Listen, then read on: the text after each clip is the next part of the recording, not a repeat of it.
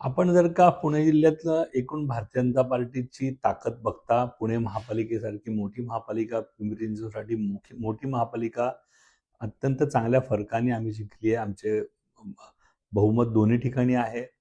जिल्ह्यात बऱ्यापैकी नगरपालिकेत आमचे नगरसेवक आहेत, जिल्हा परिषदेत आहेत.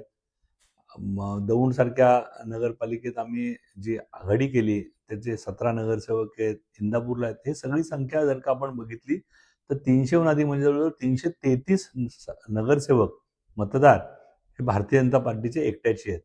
त्याच्या व्यतिरिक्त अपक्ष आणि सगळी जर का बेरीज केली तर ती मोठी होऊ शकते आणि त्यामुळे भारतीय जनता पार्टीनी ही जागा लढावी असा एक मतप्रवाह आमच्या पार्टीत, कार्यकर्त्यात आणि नेत्यात आहे.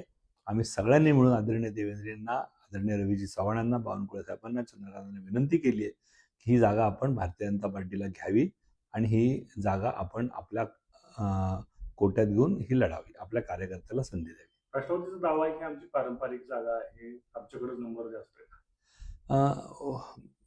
पारंपरिक जागा आहे तर नेहमी ह्याची बदलत असते पारंपरिकतेची पद्धत. तर ह्यावेळेस भारतीय जनता पार्टीची पण एक मोठी ताकद समोर आलेली आहे. त्यामुळे त्याचा विचार निश्चितपणे या तिन्ही महायुतीच्या नेत्यांनी मिळून करावा.